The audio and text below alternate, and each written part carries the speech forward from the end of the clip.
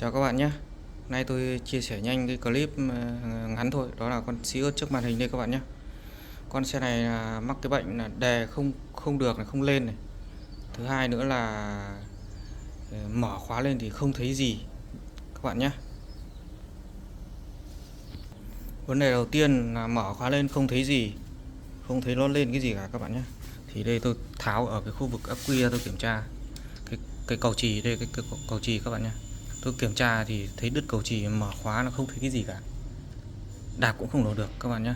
Nó phải điện, nó phải thông thì mới đổ được, bởi vì cái con Sirius này nó là Sirius FI. Các bạn nhìn hệ thống này, hệ thống này điện FI, phải có điện ở bình ắc quy thì xe mới khởi động, mới hoạt động được các bạn nhé. Kiểm tra thì thấy nó đứt mỗi cầu chì này thôi, và chúng tôi đo bình ắc quy, đo thấy bình vẫn ok, là bình ắc quy không sao các bạn nhé. Kiểm tra còi xi nhan là ok rồi. Tiếp theo đến cái phần bên này, mời các bạn chú ý thật kỹ này. Cái dòng Sirius FI, cái dòng củ này trên này các bạn nhé. Dòng Sirius FI nó bị rất nhiều. Đây, thợ của tôi đã tháo ra như thế này rồi, các bạn nhìn cái củ đề trông ghê không? Đây, củ đề trông ghê không các bạn? Đấy, này, dầu nhớt nó chảy đầy cả này. Đây, sâu bên trong kia. Đây, sâu bên trong kia các bạn nhé. Sâu bên trong kia là cái hốc để chúng ta lắp củ đề vào đấy, ở bên lốc điện. Dầu nhớt nó chảy be bét cả ra như thế này. Đây cũng là nguyên nhân hao dầu nhớt các bạn nhé. Hao dầu hao nhớt là xe đi nó không được ngon. Thứ nhất là không được ngon, thứ hai là máy nó nhanh hỏng. Đơn giản là vậy thôi. Con xe này sau đây chúng tôi sẽ xả dầu nhớt con này ra xem nó như thế nào, bởi vì nó ra trên này nhiều quá rồi các bạn nhé. Và củ đề này là hỏng luôn rồi các bạn nhé, không cần đo nữa các bạn. Riêng củ đề này chúng tôi không cần đo. Đây, hỏng rồi. Vào đây giới thiệu cho các bạn mặt hàng dành cho dòng FI củ đề trên, là dòng Sirius FI là củ đề trên. Đây là hàng liên doanh các bạn nhé.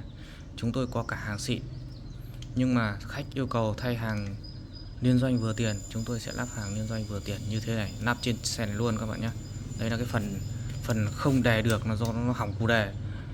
Đầu tiên là hỏng củ đề, thứ hai là các bạn khi mà nó hỏng rồi thì các bạn nhìn cái khu vực bên trong này, dầu nhớt nó chảy bia bét cả ra các bạn nhé, chảy hao rất nhiều. Và sau đây tôi sẽ xả nhớt con này ra xem con này do chảy như thế này nhớt bên trong máy còn lượng bao nhiêu nữa các bạn nhé. Tiếp theo tôi sẽ xả nhớt con này ra các bạn nhé. Đây, xả ra xem nó còn tí nào không, tôi sợ nhớt còn hết rồi.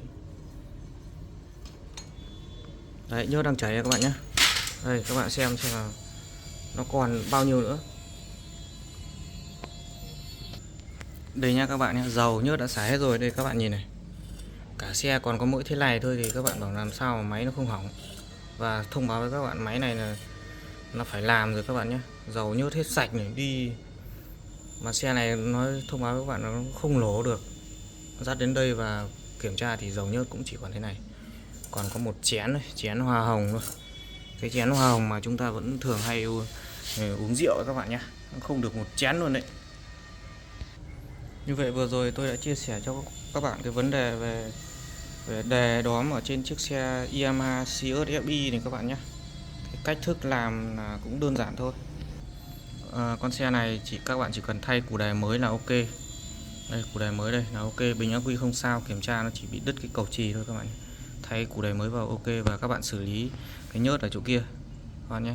Cái nhớt ở trong kia các bạn xử lý rất là đơn giản thôi. Các bạn quấn thêm băng tan vào đây, vào cái đầu củ đề này các bạn nhé, quấn thêm băng tan vào đây rồi các bạn lắp vào là ok, không bao giờ bị chảy như kia nữa các bạn nhé. Tại vì cái gioăng ở đây nó rất là nhỏ, các bạn quấn băng tan vào đây để độ cái gioăng này thêm cho nó căng ra, thì các bạn lắp vào kia là dầu nhớt sẽ không bao giờ ra trên đỉnh như thế này nữa các bạn nhé, ra be bét như này. Đấy là nhắc nhở các bạn như vậy. Các bạn thấy hay nhớ like, chia sẻ, đăng ký kênh để các bạn nhận video tiếp theo các bạn nhé.